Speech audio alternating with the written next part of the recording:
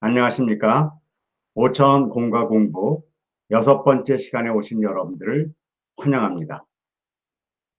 우리가 성경을 공부할 때 중요한 것이 많이 있지만 우리가 성경에 쓰여져 있는 단어의 뜻을 정확하게 아는 것은 매우 중요합니다.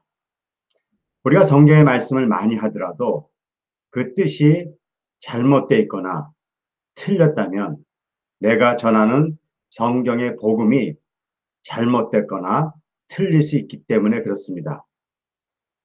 하지만 안타깝게도 우리가 많은 성경의 말씀을 이야기하고 있지만 그 뜻을 잘못 알고 있는 경우도 많이 있습니다.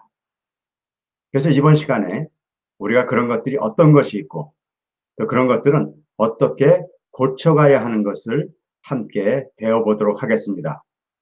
여러분들의 공과책을 다 펴주시기 바랍니다. 공과책을 보시면 여러분들이 보시는 대로 우리가 매우 많이 사용하는 말씀이 여기 적혀 있습니다. 우리가 이런 말씀들을 서로 많이 나누죠. 죄 때문에 죽을 수밖에 없는 인간을 하나님은 우리를 사랑하셔서 예수님을 통해서 구원하시기로 작정하셨다. 우리는 율법이 아니라 믿음으로 구원을 받으며 의로운 자로 칭해진다. 구원받은 우리는 예수님 안에서 성령님의 인도하심에 따라 거룩을 향해 가게 되고 하나님 나라의 백성으로 살아간다.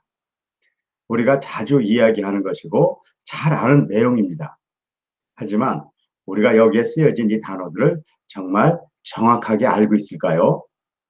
이것을 확인하기 위해서 우리가 여기에 쓰여진 단어들에 자신이 알고 있는 생각을 써보는 시간을 갖는 것입니다. 죄란 무엇일까?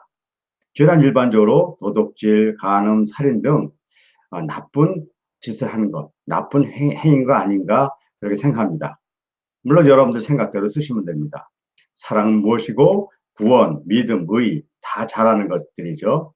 그럼 요번에 이렇게 써보시면서 정말 내가 완전하게 맞게 적었다고 생각하는 단어는 몇 개인가를 적어보시는 것이고 또 알기는 아는 것 같은데 써보니까 정확하게 적기가 어려운 단어는 몇 개 있고 정말 아는 것 같았었는데 잘 알지 못하는 단어가 있으면 몇 개인가를 써보시는 것이죠.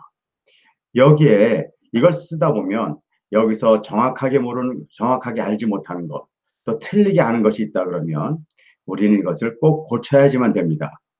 그럼 고치는 방법은 무엇일까요? 많은 사람들이 이것을 무엇이라고 이야기하는 것인 것을 정확하게 아는 것인데 그 중에 가장 좋은 방법이 성경 사전의 뜻을 찾는 것입니다.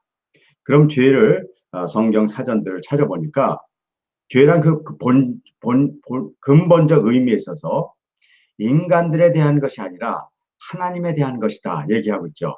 우리가 얘기하는 도둑질, 살인 같은 것들은 인간에 대한 것인데 죄는 본질적으로 이런 것들을 포함하고 이런 현상을 이야기하지만 진짜 중요한 것은 하나님에 대한 것이라는 것이죠. 죄의 결과는 그렇기 때문에 하나님과 죄를 범한 인간 사이에 분리가 일어나는 것이고 이 때문에 우리는 사망하게 되고 하나님의 영광에 미치지 못하게 되고 하나님과 올바른 관계를 맺지 못한다는 것입니다. 죄에 대한 이런 의미를 정확하게 안되면 우리가 죄에서 벗어난다는 것은 바로 하나님과 올바른 관계를 맺는 것이구나 이런 것들을 알게 되고 우리가 죄를 짓지 않게 해서 하나님과 올바른 관계를 가지려고 노력을 한다는 것입니다. 자, 이런 것들을 우리가 이번 주간에 우리가 함께 훈련하도록 하겠습니다. 주중에 우리가 말씀이 있고 여기에 네모를 쳐서 두 가지의 단어들을 여기다가 적어드렸습니다.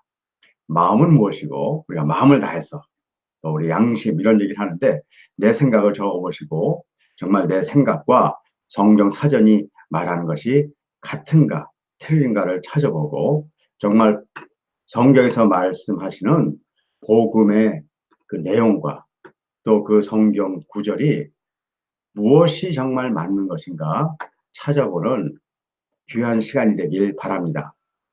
우리가 성경을 공부할 때 많은 중요한 것들이 있지만 우리가 갖고 있는 그 말씀의 그 단어들의 뜻을 정확하게 하는 것은 매우 중요한 것입니다. 이번 주간에 이런 활동들을 통해서 하나님과 더 함께하고 가까이 가는 귀한 시간이 되기를 바랍니다. 감사합니다.